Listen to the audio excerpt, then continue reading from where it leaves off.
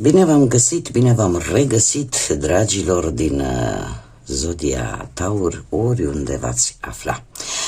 Suntem din nou împreună la o nouă lectură, de data aceasta pentru luna ianuarie, prima lună a anului 2026, așa că toți cei care aveți Soarele, Luna, Venus, ascendentul în Zodia Taur, această lectură este de asemenea și pentru voi. În timp ce voi pune cărțile pentru fiecare săptămână întreagă din luna lui ianuarie cu acest minunat oracol al frunzelor de ceai, voi încerca să vă spun cam cum va fi din punct de vedere astrologic luna ianuarie pentru voi. Trebuie să vă spun că este o lună destul de bine aspectată, cel puțin prima jumătate a lunii ianuarie, și asta pentru că aveți un Uranus în zodia voastră, chiar dacă este în mișcare retrogradă, cumva vă va ajuta, vă va permite, și nu numai vouă, cam în mare parte tuturor zodiilor de pământ,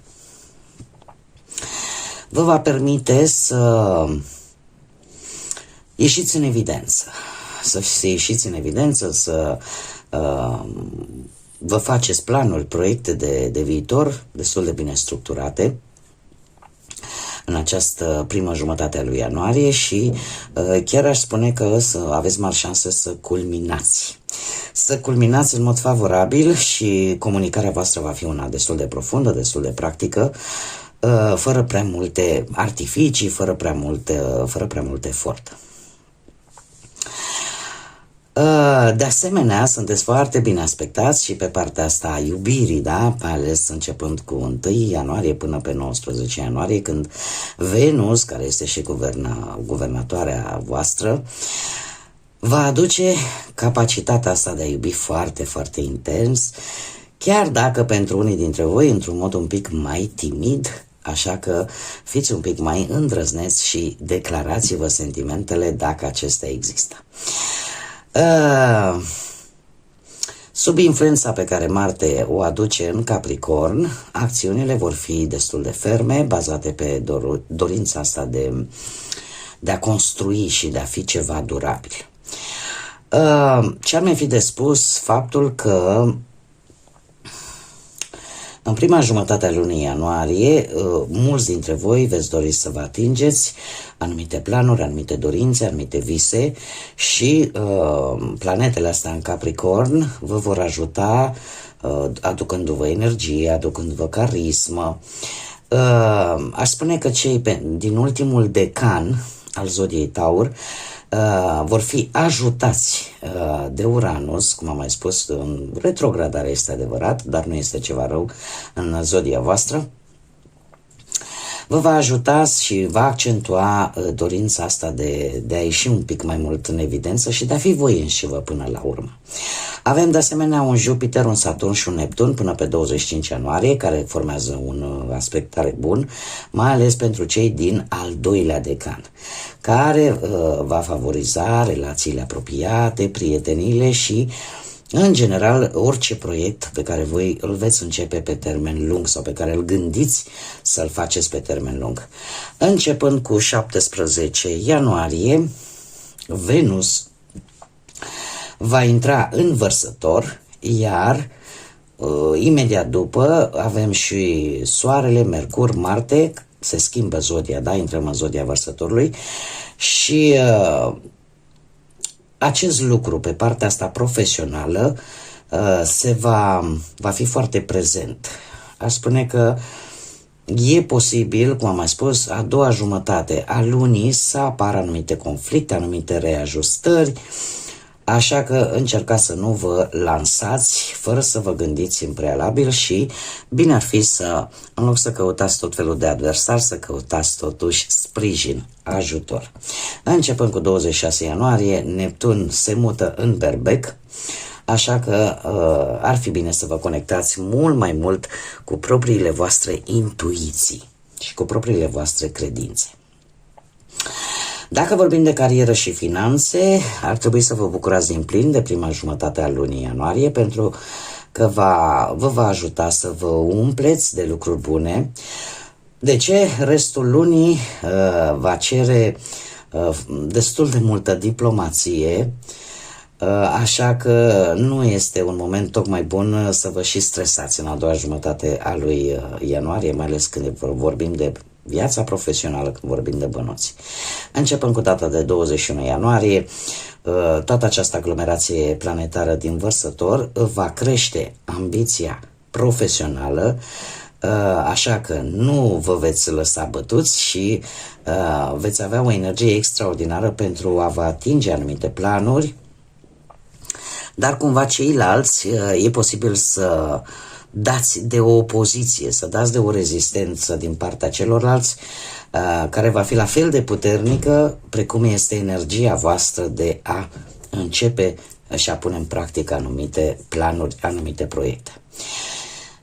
Probabil că, din punct de vedere financiar, cu siguranță, chiar dacă situația este una destul de stabilă, nu vor apărea în această lună mișcări, ca să zic așa, progresive pe partea asta a finanțelor.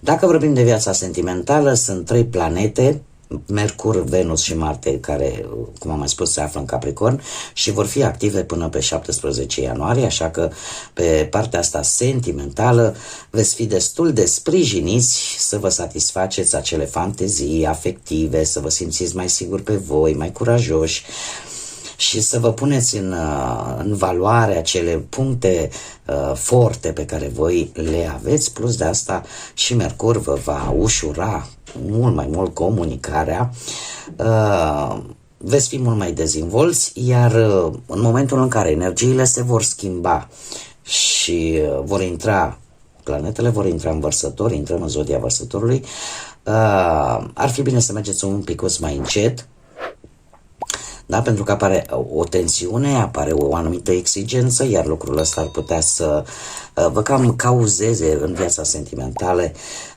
să facă ca, nu știu, cei cu care împărțiți viața voastră sentimentală să cam vrea să fugă așa, să fiți un pic mai greu de suportat. Așa că se cere foarte mult echilibru din a doua jumătate a lui ianuarie. Dacă vorbim de cei care deja sunteți într-o pereche, sunteți într-o relație, încă de pe 1 ianuarie până pe 17 există o complicitate maximă, totală, atât din punct de vedere senzual cât și emoțional.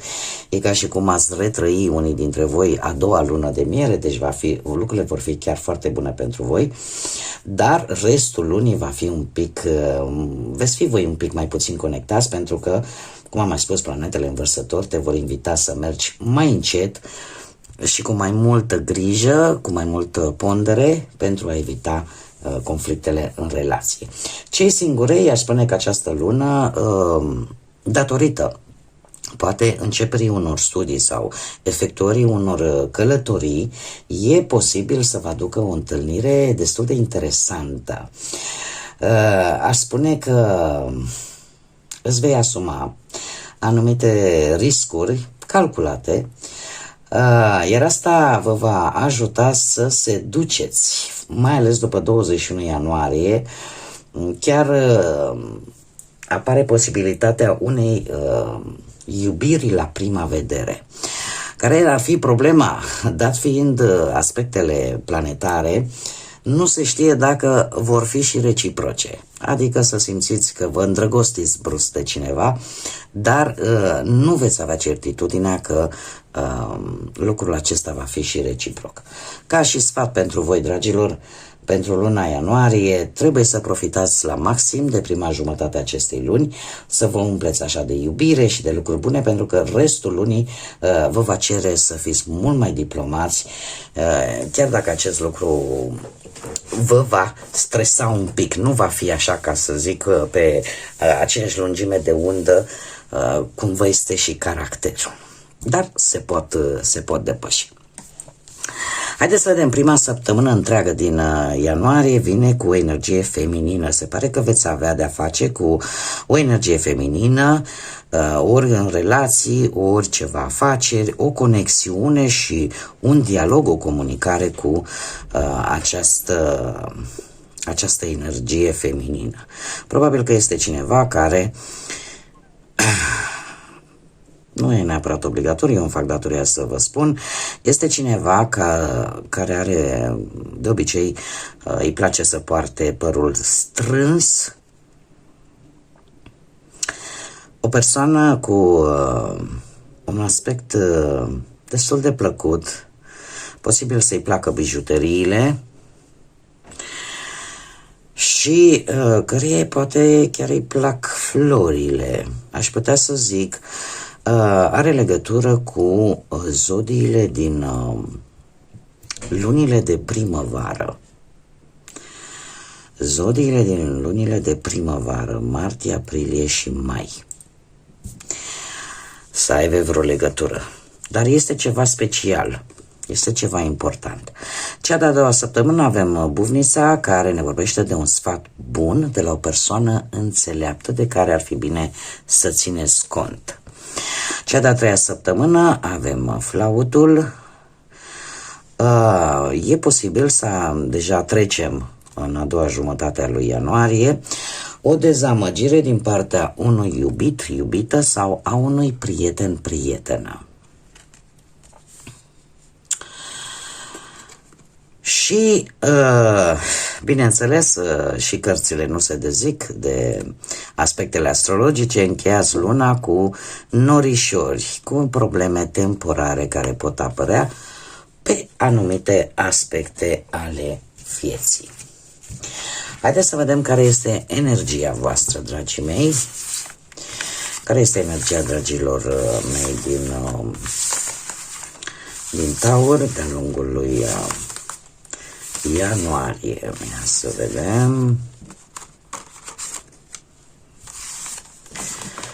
care este energia voastră.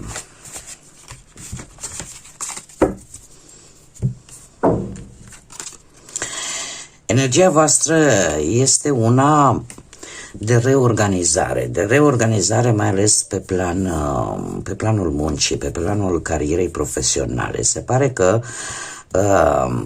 eu aș zice mai degrabă în a doua parte a lunii ianuarie vor fi momente destul de dificile să semnați anumite documente, anumite acte.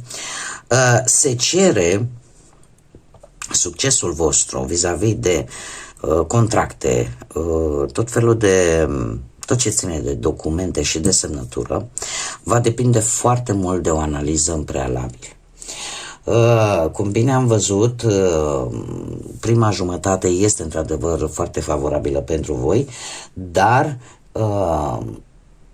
într-un fel sau altul, pentru orice lucru pe care îl veți vrea să-l începeți, trebuie să fiți mult mai organizați.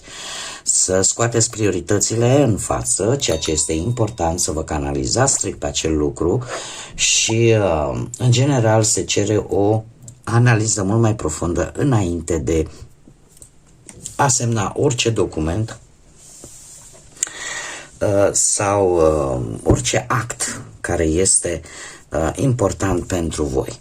Asta vă va ajuta totuși să obțineți și un rezultat pozitiv. Haideți să vedem ce ne spune tarotul. Încă un lucru important. Nu știu dacă aceste documente, aceste acte au de văzut cu zodia Leu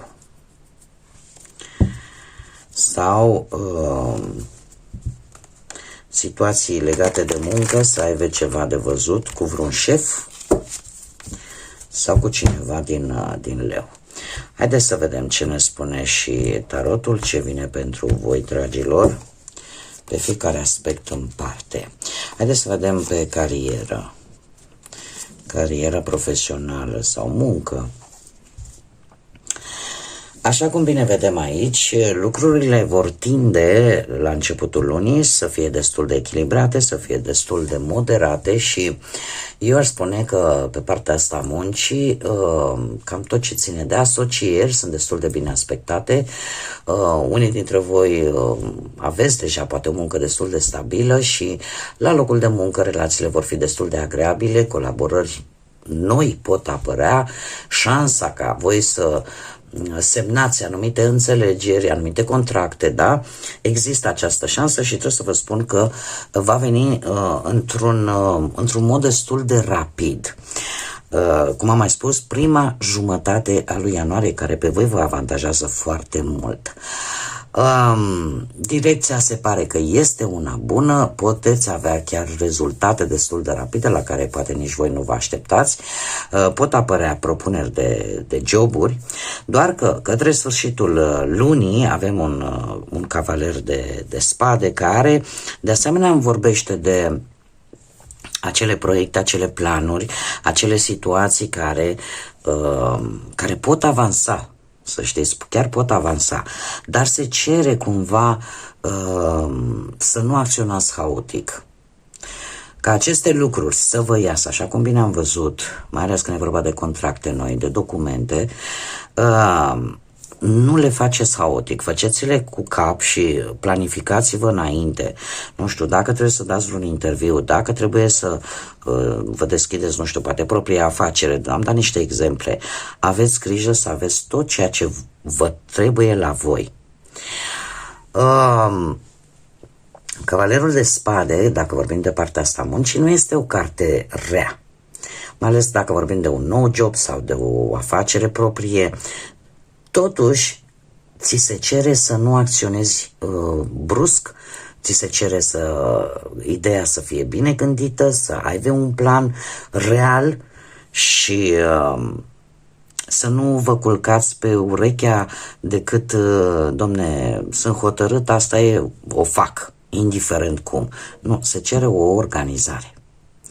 Și de asemenea aici am zodia Săgetător și zodiile de aer care pot avea o anumită implicație. Zodiile de aer, Gemeni, Balanță sau Vărsător. Pe partea bănuților luna începe destul de bine cu 9 de cupe, un 9 de cupe care încet parcă simțiți că problemele cumva și-ar putea găsi o rezolvare dacă ele există pe plan financiar. Posibil chiar să la începutul lui ianuarie să vă vină și niște bănuți, că e vreo datorie recuperată, chiar dacă e greu de crezut, sau o anumită sumă de bani care să vă intre și să vă bucurați de ea. Ce este interesant, pe măsură ce avansează luna, avem aici diavolul, care reprezintă și zodia Capricorn, fără nicio legătură directă cu zodia în sine, ci pe alte criterii, și un 7 de spade. Dragii mei, pe partea banilor, acest arcan major, diavolul, nu este o carte rea. De ce? Chiar aș spune că este destul de pozitivă. Pentru că pot apărea anumite acorduri, există o istețime aparte vis-a-vis de bani, care, mare atenție, poate să iasă foarte bine sau dimpotrivă. Și mai ales dacă există anumite lucruri ascunse în spate.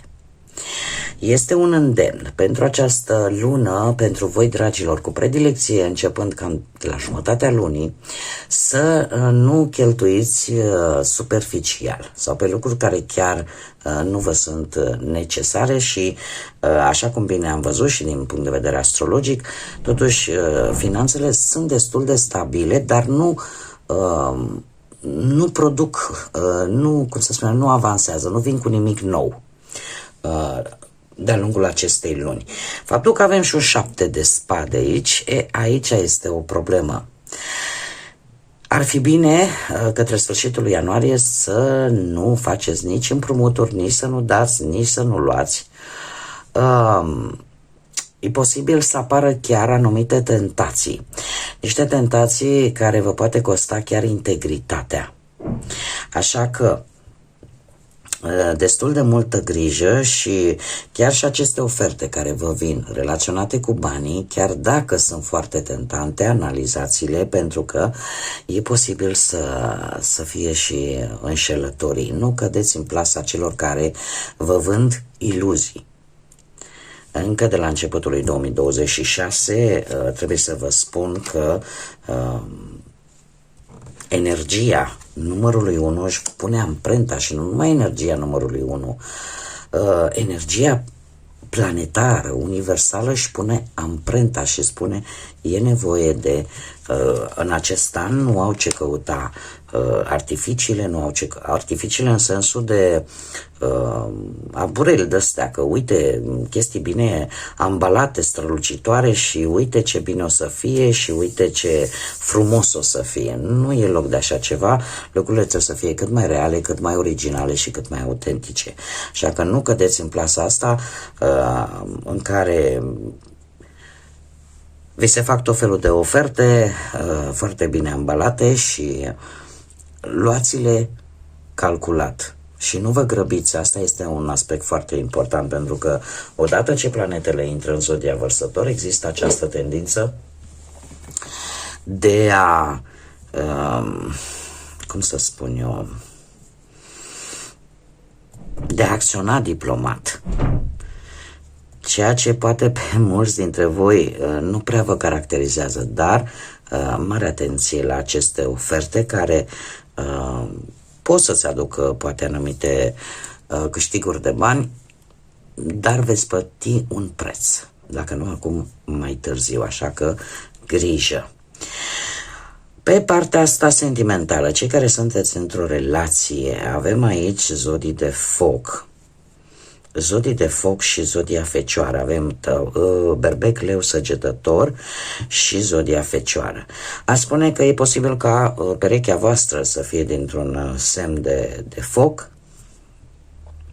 În cazul acesta, acest rege de bâte îmi spune că veți face lucruri împreună, că e o perioadă destul de stabilă și am văzut acest lucru chiar și din punct de vedere astrologic. Va fi o perioadă stabilă, liniștită și chiar și cu pusnicul, pe măsură ce veți avansa de-a lungul lui ianuarie, veți simți nevoia de subit, aș spune, dintr-o dată, veți simți nevoia așa de liniște. O perioadă de relaxare, ca să zic așa. Pusnicul vine cu acea dorință de a sta un pic și a analiza, nu neapărat, cum să zic eu, problemele din relația voastră. Poate să fie și acest lucru, dar în mare parte simțiți nevoia, va apărea așa o lipsă de comunicare. Iar lucrul ăsta, cum am mai spus, nu va fi chiar de bun augur pentru voi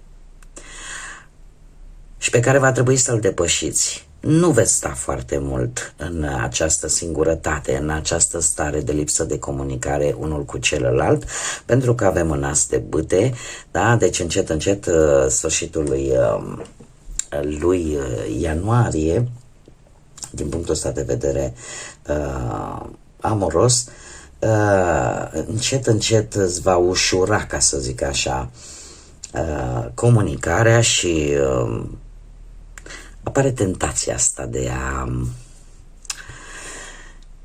cum să spun eu, de a acționa cu mai multă pasiune. Este o legătură foarte strânsă între intuiție. După intrarea lui Neptun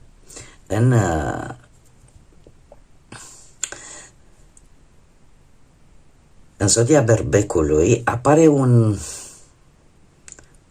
cum să spun eu, o explozie de energie, care, cum să spun eu, veți avea o perioadă de mijloc foarte scurtă în care va exista oarecum o lipsă de comunicare sau o comunicare un pic mai greoaie, care vă va face pe voi așa un pic să vă simțiți singurei, dar nu va dura, pentru că, cum am mai spus, către sfârșitul lunii, intrarea lui Neptun în berbec, va ridica înapoi energia și chiar veți putea avea parte de o relație sau o stare de multă pasiune în relația voastră și la nivel intim chiar foarte bună.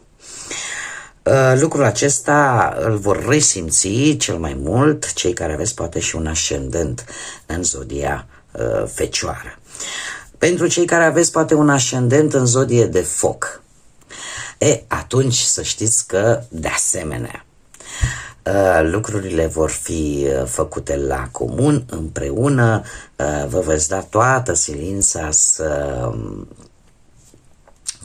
aveți o perioadă destul de liniștită, destul de stabilă și cu foarte multă pasiune. Aș zice că e un hop de mijloc, dar încet, încet lucrurile se vor așeza într-un final. Mergem mai departe, cei care sunteți singurei. Dragilor mei, mi-arată cărțile că voi sunteți la un început de relație sau vreți să vă lansați într-un început de relație cu nebunul. Nu vreți să vă asumați. În schimb, unii dintre voi, cei care rezonați cu ceea ce spun eu aici, totuși nu vreți să vă asumați compromisul unei relații foarte lungi. Eu aș vedea-o mai degrabă ca pe o aventură. Vreți o aventură pur și simplu. Avem, e adevărat, zodia Rac aici, avem o zodia voastră și, desigur, Fecioară sau Capricorn. Tind să cred că sunteți voi. Veți acționa foarte rapid, nu știu, poate gândiți o călătorie, poate sunteți voi hotărâți, domne, nu mai vreau să pierd timpul, aveți așa o energie care se justifică, cum bine am văzut și la nivel planetar, o energie de asta de vreau să-mi trăiesc viața, vreau să mă bucur de ea, fără să vă asumați, ca să zic așa, să vă gândiți, domne, da, vreau ceva stabil. Nu, pur și simplu vreți să vă aruncați într-o viitoare relație pasageră, da? Poate pentru că nu ați găsit ceea ce căutați sau poate pur și simplu, cum am mai spus, nu sunteți voi pregătiți îndeajuns pentru un compromis de lungă durată. Carul îmi spune că e posibil ca unii dintre voi să faceți acest lucru pentru a stârni un vechi partener sau parteneră cu care voi ați avut ceva de văzut. Aș zice mai degrabă că parcă vreți să stârniți un pic de gelozie, să-i arătați celuilalt, acel fost sau fostă, uite, vezi, pe mine nici nu mă interesează, viața mea merge înainte. Cât de real este, voi știți. Acest rege de monede totuși mie îmi spune că ar trebui, și lucrul ăsta probabil că se va și întâmpla, și sunteți îndemnați și din punct de vedere astrologic să faceți acest lucru, să fiți voi înșivă. Să fiți voi înșivă, chiar dacă îmi cer scuze, chiar dacă poate sunt persoane care nu vă acceptă, important este ca voi să fiți original, să fiți autentici. E posibil chiar din această aventură pe care voi vă propuneți să apară cineva care să vă trezească interesul cu adevărat și dintr-o așa zisă provocare, așa zisă glumă, să existe un interes cu adevărat real pe planul ăsta sentimental pentru cei care sunteți singuri. Noi mergem mai departe și haideți să vedem ce e inițiale de nume, prenume, pseudonim sau poreclă de persoane cu care voi veți interacționa și care vor avea o anumită importanță de-a lungul acestei prime luni din 2026. Și avem litera W, litera S, litera O, litera P, litera C, avem și litera Q, litera N și litera H. În afară de zodiile pe care tocmai vi le-am enunțat în lectură, haideți să vedem ce zodii predomină. Da. Predomină zodiile de apă, rapești sau scorpion, și zodiile de aer, Gemeni, Balanță, Vărsător. Haideți să vedem și ce numere importante apar pentru voi în această lună și ce sfaturi vă dau îngerii pentru luna ianuarie, pentru dragii mei din Taur, care sunt sfaturile, mesajele și numerele cu importanță. Ia să vedem.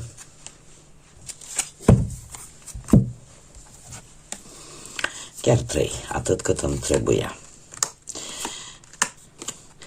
Dragii mei,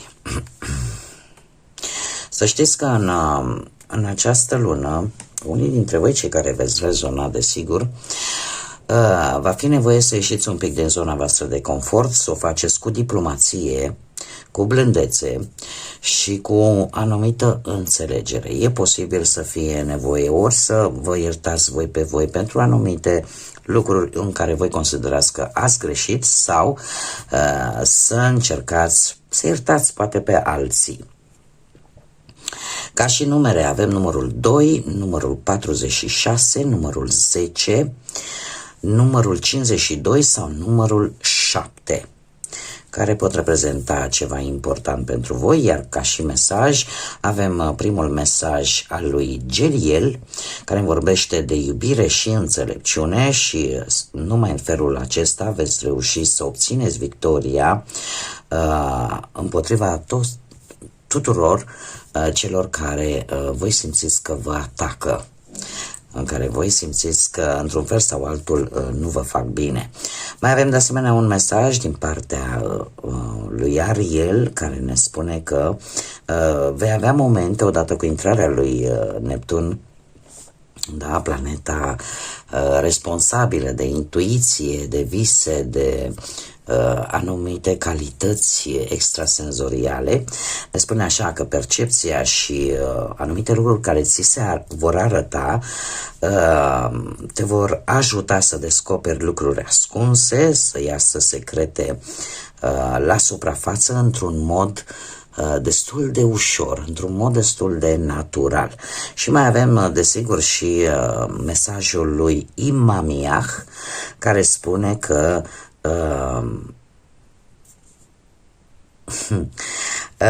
vei reuși să distrugi puterea inamicilor și chiar să-i faci să se simtă umiliți, dar într-un mod surprinzător și care implică mare atenție.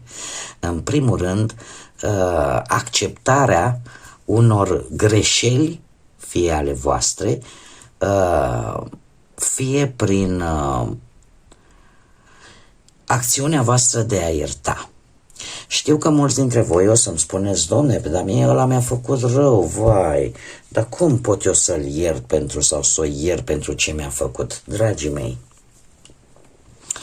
știu că nu este ușor și știu că de multe ori ura asta și durerea până la urmă pe care ne-au provocat-o anumite persoane este greu de dus, dar nu putem, e o greutate pe care o ținem în sufletul nostru. Iar acest an, 2026, prin structura sa, prin mișcările care, din punct de vedere astrologic, din punct de vedere numerologic, este un an care cere acest lucru. Este un an care ne spune să ne dezbrăcăm, metaforic vorbind, de tot ceea ce ne apasă, de tot ceea ce ne face rău. Eu am mai spus-o și în celelalte lecturi, la începutul lecturilor, prima jumătate a lui 2026 este șansa pe care ne-o dă planetele astea care se mișcă mai greu, care stau cu ani într-o anumită zodie, mai ales în special Saturn, care vine și spune: uite, n-ai reușit să faci curățenie în viața ta, îți mai dau o șansă pe ultimii 50 de metri, acesta fiind prima jumătate a lui 2026, de a te împăca cu tine însuți, de a ierta pe cine ai de iertat, de a rezolva situații. Iar faptul că vei distruge puterea inamicilor o poți face efectiv prin acest gest. Să poți vorbi de Cutărică Cutărescu, care tu știi că ți-a făcut rău, fără să te mai afecteze și fără să ai nici cea mai mică urmă de răzbunare sau de ură. Lasă asta în seama divinității, lasă asta în seama universului și nu te mai încărca cu această energie care practic te distruge pe interior. Bun, dragii mei, cam atât am avut pentru voi. Eu vă mulțumesc că ați fost alături de mine și vă urez încă o dată în acest început de an nou să aveți parte de tot ce este mai bun. Contează foarte mult pentru fiecare dintre noi cum vom acționa. Energiile, într-adevăr, sunt unele foarte radicale, dar cum am mai spus, depinde de fiecare dintre noi cum le vom face să lucreze în beneficiul nostru. Până data viitoare, când ne vom reîntâlni la o nouă lectură, eu vă doresc tot binele din lume și, desigur, să fiți iubiți, dragilor.